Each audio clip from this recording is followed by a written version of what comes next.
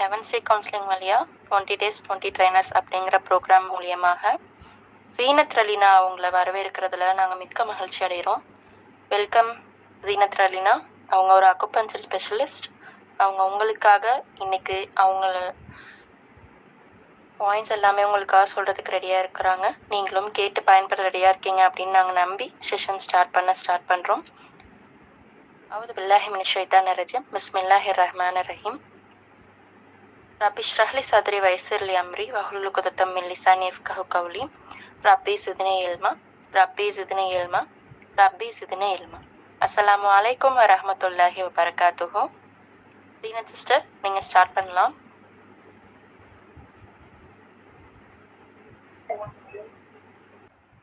Healing அப்படிங்கிறது குணமடைதல், சீராக்குதல், இல்லைன்னா உடல் நலத்தை மீட்டுதல் அப்படின்னு சொல்லலாம். இப்போ இந்த ஹீலிங் அப்படிங்கிறது உடம்புக்கு மட்டும்தானா அப்படின்னா கிடையாது. மனசு சரியில்லாத காரணத்தினால உடலோட பிரதிபலிக்கிறது தான், உடல்ல அது வந்து அப்படி பிரதிபலிக்குது நமக்கு நோய் மூலமா. இப்போ மனமும் உடலும் சமநிலைப்படுத்துற பயணத்துக்கு பேரு தான் சீர்படுத்துதல், குணமடைதல். அதெல்லாம் ஹீலிங்ல 3 டைப் ஆஃப் ஹீலிங் இருக்கு. ஃபர்ஸ்ட் பாத்தீங்கன்னா பிசிக்கல் ஹீலிங். நம்ம உடம்புல ஏதேனும் வலி இருந்து அதை சீர்படுத்திக்கிட்டோம் அப்படின்னா அது வந்து உடல் நலத்தை மீட்டுதல், பிசிக்கல் ஹீலிங்கா இருக்கு. செகண்ட் பாத்தீங்கன்னா இமோஷனல் ஹீலிங். இமோஷனல் ஹீலிங் அப்படின்னா மனசளவுல ஏதாச்சும் நம்ம கஷ்டமோ பழைய தழும்புகள் ஏதாச்சும் இருந்துச்சுன்னா அதை சீர்படுத்திக்கிறது தான், சீர்படுத்தி ஸ்ட்ரெஸ்ல இருந்து மீள்றது தான் எமோஷனல் ஹீலிங்கா இருக்கு. மீள்றது அப்படின்னா எப்படி மீள்றது? நம்மளையே ஃபர்ஸ்ட் தெரிஞ்சுக்கணும். நம்ம கிட்ட இருக்கிற நிறை குறைகள் எதுவா இருந்தாலும் ஆமா நான் அப்படிதான் இருக்கேன் அப்படின்னு அக்செப்ட் பண்ணக்கூடியவங்களா ஃபர்ஸ்ட் நம்ம இருக்கணும். நம்ம கிட்ட இருக்க நல்ல விஷயங்களை நம்ம அக்செப்ட் பண்ணிட்டு அதை இன்னும் நிறைய செய்யக்கூடியவங்களாவும் இருக்கணும். நம்ம கிட்ட இருக்க நமக்கு பிடிக்காத விஷயங்களை தவிர்க்கக்கூடியவங்களாவும் நம்ம இருக்கணும்.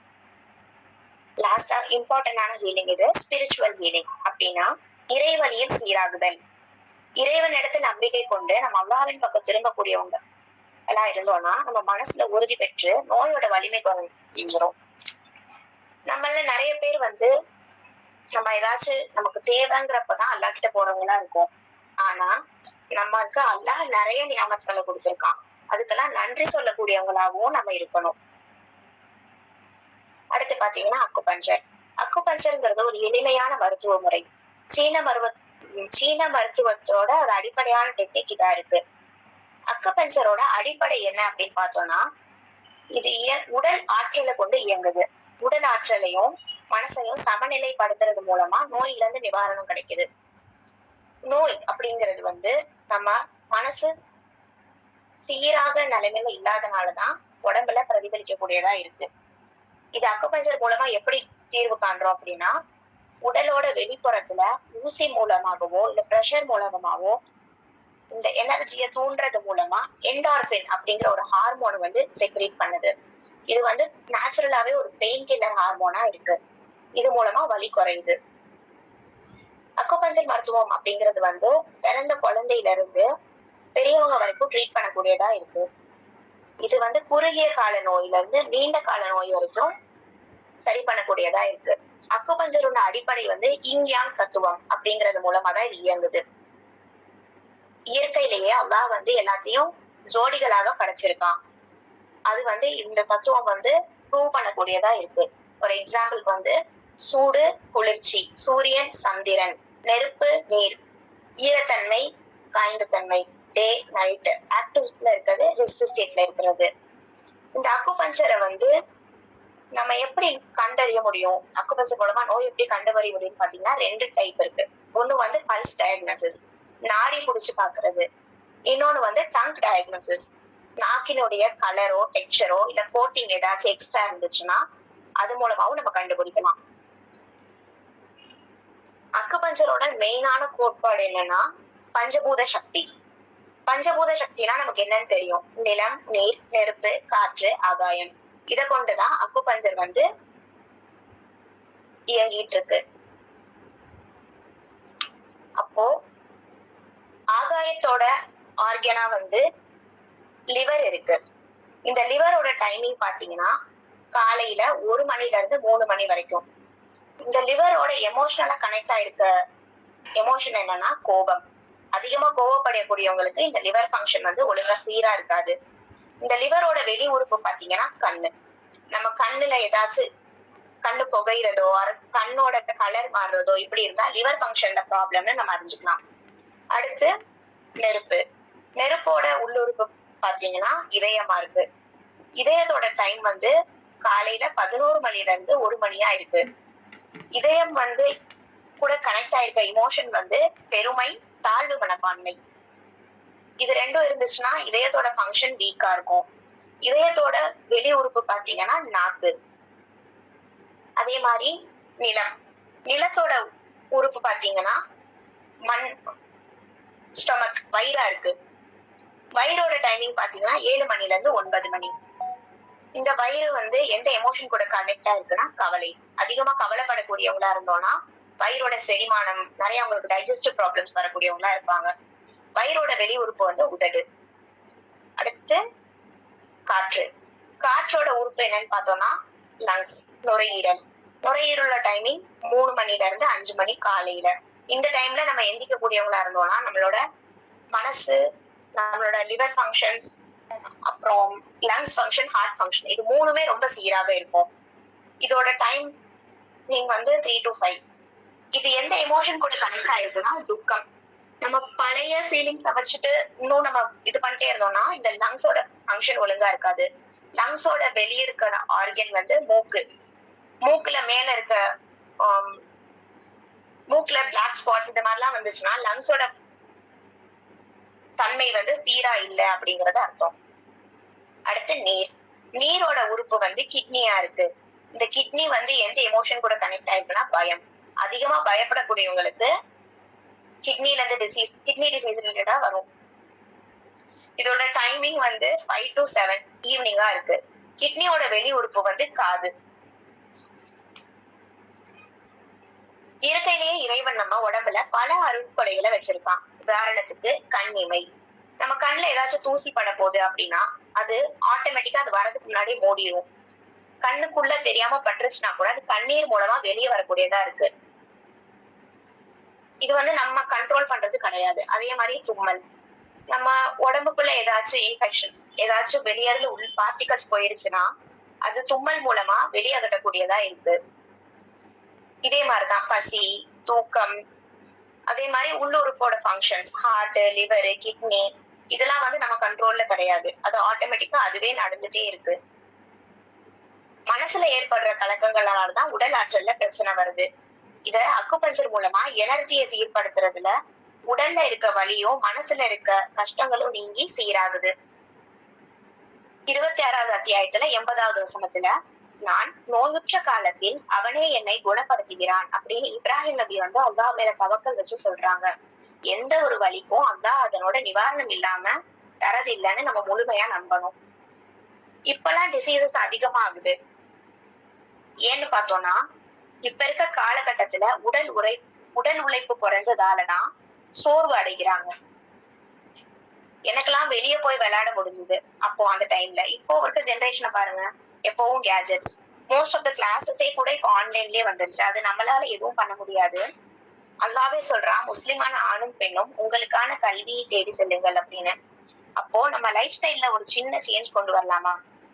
நம்ம பாடிக்கு ஒர்க் அவுட்ஸ் கொடுக்கறது, எக்ஸசைஸ் பண்றது, வாக்கிங் போறது, இது மாதிரியான நம்ம ஒர்க் அவுட்ஸ் பண்ணும்போது உடலுக்கு வேலை கொடுத்து மனசை அமைதிப்படுத்துறோம்.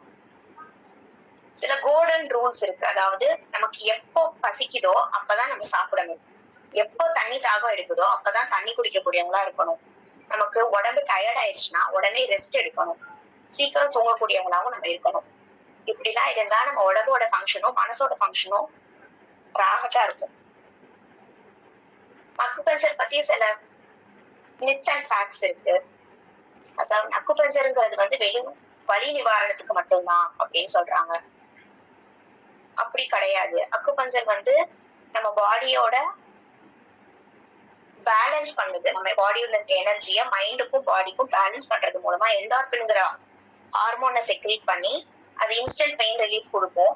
பட் இது வந்து அது நம்ம பண்றப்ப மட்டும்தான் இருக்கும், அப்புறமா திரும்பி வந்துரும்னா அப்படி கிடையாது. இது வந்து லைஃப் லாங் இருக்கக்கூடிய விஷயமா இருக்கு. இது வந்து அன்சேஃப் அப்படின்னு சொல்றாங்க, அது கிடையாது. யூஸ் அண்ட் த்ரோ நீடில்ஸ் தான் மோஸ்ட்லி யூஸ் பண்ணுவாங்க. இது அடல்ட்டுக்கு மட்டும் கிடையாது, சின்னவங்கல இருந்து பெரியவங்க வரைக்கும் பிறந்த குழந்தையில இருந்தே யூஸ் பண்ணலாம். அக்குபஞ்சர் யூஸ் பண்ணக்கூடியவங்க வந்து அவங்க எடுத்துட்டு இருக்க மெடிசனை நிப்பாட்டிடணும் அப்படின்னு சொல்றாங்க, அப்படி கிடையாது. நீங்க அதையும் எடுத்துக்கலாம், இதையும் சேர்த்து எடுத்துக்கலாம். ஃபைனலா ஷிஃபா கொடுக்கறவன் அல்லாதான், எல்லா புறத்துல இருந்தா நமக்கு வந்து நிவாரணம் கிடைக்குது. ட்ரீட்மெண்ட்ல நிறைய வகை இருக்கு. மெடிசினல் மூலமா, நேச்சுரலா, இல்ல எனர்ஜி ஸ்டிமுலேட்டிங் ட்ரீட்மெண்ட், இந்த மாதிரிலாம் இருக்கு. அல்லாஹ் நமக்கு சாய்ஸ் கொடுத்துருக்கான். நம்ம தான் அதுல எது பெஸ்ட் நமக்கு சூஸ் பண்ணி எடுத்துக்கக்கூடியவங்களா இருக்கணும். நம்ம உடலும் ஆன்மாவும் படைத்தவங்கிட்டேயே திரும்பி போற பயணமா தான் இந்த வாழ்க்கை நமக்கு கொடுக்கப்பட்டிருக்கு. இதுல நம்ம நன்மையை ஏவி தீமையை தடுக்கக்கூடியவங்களா இருக்கணும். எதுக்கு நம்ம கையில அதுக்கு நம்ம கையில அழகான வழிகாட்டுதலா குர்ஆன் இருக்கு. நம்பிக்கையுடையவருக்கு அது அருமருந்தா இருக்குன்னு அல்லாஹ் சொல்றான். நம்ம லைஃப் ஸ்டைல்ல குர்ஆனை இம்ப்ளிமெண்ட் பண்ணி ஹீல் ஆகக்கூடியவங்களா அல்லாஹ் நம்ம எல்லாரையும் ஆக்கி வைப்பானாக. ஜஸாக்கல்லாஹு ஹைர். அஸ்ஸலாமு அலைக்கும் வரஹ்மத்துல்லாஹி வபரகாத்துஹு. வலைக்கும் சலாம் வரஹ்மத்துல்லாஹி வபரகாத்துஹு. ஜஸாக்கல்லாஹு ஹைரன் சிஸ்டர், ரொம்ப அழகாக ப்ரெசென்ட் பண்ணீங்க. நிறைய இன்னல்களுக்கு இடையிலையும் உங்களோட கருத்துக்களை ரொம்ப அழகிய முறையில் எடுத்து வச்சிங்க. அல்ஹம்துலில்லாஹ், ரொம்ப ரொம்ப தேங்க்யூ. ஸோ ஜீனத் ரஹ்னா சிஸ்டர் சொன்ன மாதிரி நம்மளோட உடலையும் உள்ளத்தையும் பாதுகாக்கிறதுக்காக நம்மளோட ஹெவன்சி கவுன்சிலிங்லேயே உங்களுக்கு இந்த மந்த்துக்கான எக்ஸசைஸ் ப்ரோக்ராம் ஸ்டார்ட் பண்ண போகிறோம். இன்ஷா அல்லாஹ் தேவையுடைய சிஸ்டர்ஸ் அட்மின்ஸை காண்டாக்ட் பண்ணுங்க, உங்களுக்கான மற்ற டீட்டெயில்ஸ் எல்லாமே அட்மின்ஸ் கொடுப்பாங்க. ஸோ நம்மளோட உடலுடைய பேச்சை நம்ம கேட்கும் பொழுது நம்மளுடைய மனம் சரியான விதத்தில் அமையும் அப்படிங்கிறதும், நம்மளுடைய மனதை நம்ம நேர்மறையாக பாதுகாக்கிறதின் மூலியமாக நம்மளுடைய உடலும் ரொம்ப ஹெல்த்தியாக பாதுகாக்கப்படும் அப்படிங்கிறதும் ஜீனத் ரஹ்னா சிஸ்டர் சொன்னதுலேருந்து நமக்கு ரொம்ப தெளிவாகவே புரிஞ்சிருக்கோம் அப்படின்னு நாங்கள் நம்புகிறோம். ஸோ நீங்கள் ஜீனத் சிஸ்டர் கிட்ட ஏதாவது கொஷின்ஸ் கேட்கணும் அப்படின்னு ஆசைப்பட்றீங்க அப்படின்னா கேட்கலாம்.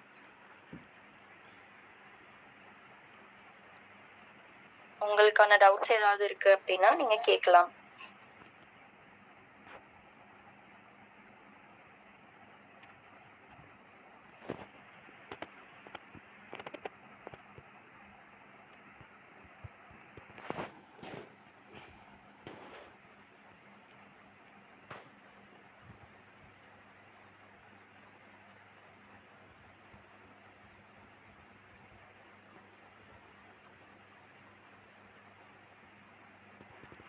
அஸ்ஸலாமு அலைக்கும் சிஸ்டர்.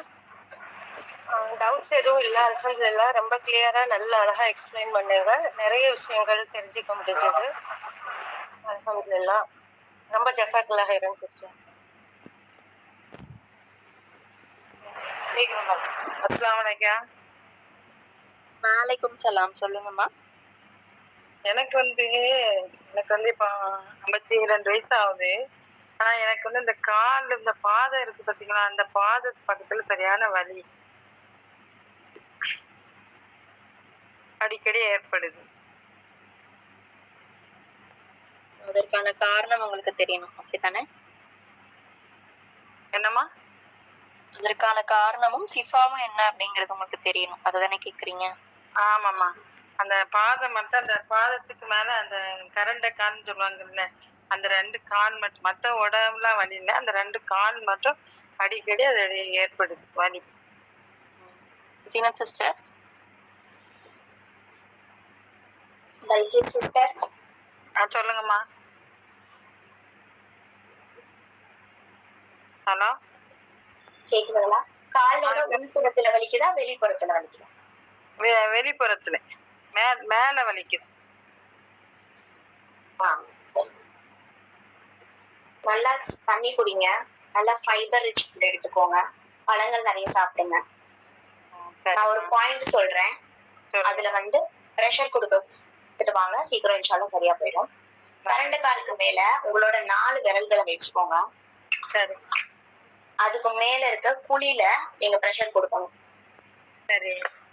நான் குரூப்ல உங்களுக்கு அதுக்கான போட்டோ நான் சென்ட் பண்றேன். இன்ஷா அல்லாஹ் செஞ்சுட்டு வாங்க, தொடர்ந்து நல்லா ஷிஃபா தரும். நல்ல அஸ்ஸலாம்.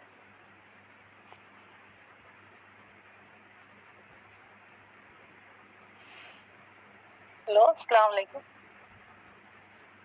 வலைக்கும் சலாம்.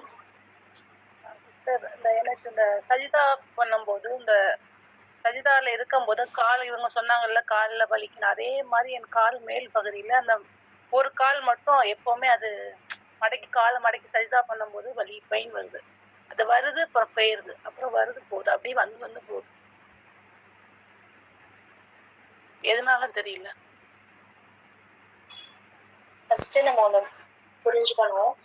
மனசுல ஏதாச்சும் கஷ்டங்கள் இருந்தா உடம்புல ஏதோ ஒரு மூலமா காட்டதான் செய்யும். ஃபர்ஸ்ட் அதை குணப்படுத்தக்கூடியவங்களா இருக்கணும்.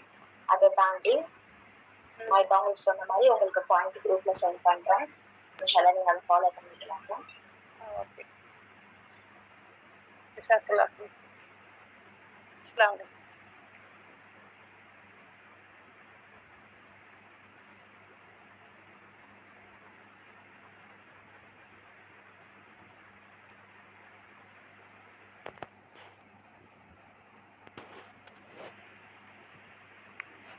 மற்ற சிஸ்டர்ஸ் ஏதாவது டவுட் கேட்குறீங்களா? உங்களுக்கு ஏதாவது கிளாரிஃபிகேஷன்ஸ் வேணுமா?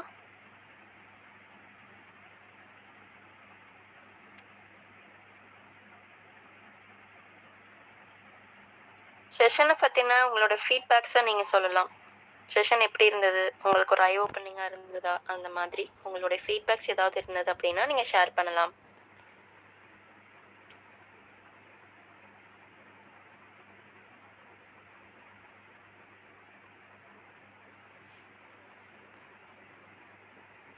பன்னெண்டு பேர்கிட்ட இருக்கோம். செஷன் எல்லோரும் கவனிச்சிருக்கீங்க.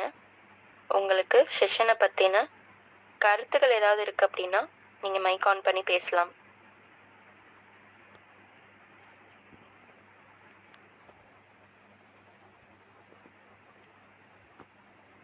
அஸ்ஸலாமு அலைக்கும்.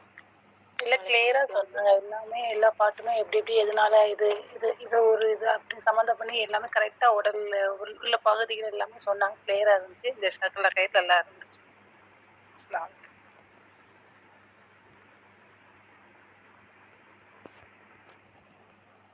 வலைக்கம் சலாம். ஸோ மற்ற சிஸ்டர்ஸ்க்கு ஏதாவது கருத்துக்களோ இல்லை ஏதாவது சந்தேகங்களோ இருக்குது அப்படின்னா நீங்கள் பதிவு பண்ணலாம்.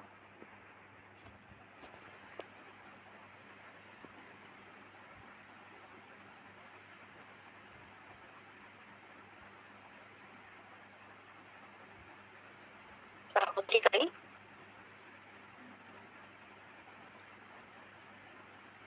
சீனியர் சிஸ்டர், நீங்கள் சொல்ல வேண்டிய பாயிண்ட்ஸ் ஏதாவது மிஸ் ஆகிருக்கா, சொல்கிறீங்களா?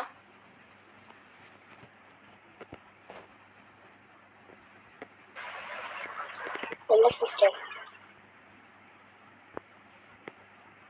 சரி, ஓகே. அப்போ செஷனை வைண்ட் அப் பண்ணிடலாமா? பண்ணிடலாம் சிஸ்டர். அல்ஹம்துலில்லா, வந்து கலந்துக்கிட்ட அனைத்து சகோதரிகளுக்கும், கருத்துக்கள் பகிர்ந்து கொண்ட அனைத்து சகோதரிகளுக்கும் மிக்க நன்றி. நாளையிலேருந்து நம்மளோட exercise session 3rd batch start ஆகுது. ஜாயின் ஆகணும்னு நினைக்கக்கூடிய சிஸ்டர்ஸ் வந்துட்டு நீங்கள் ஜாயின் பண்ணலாம்.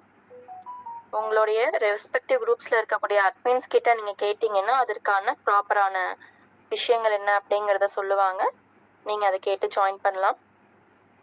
அல்ஹம்துலில்லா, நம்ம எல்லாரும் ஒன்று சேர்ந்து நம்மளுடைய ஆரோக்கியத்திற்கான பயணத்தை தொடர்வதற்கு இறைவன் வந்து நம்ம அனைவருக்கும் அருள் புரிவானாக அப்படின்ற துவாவோட நமக்கான இன்னைக்கான செஷனை நம்ம வைண்ட் அப் பண்ணலாம்.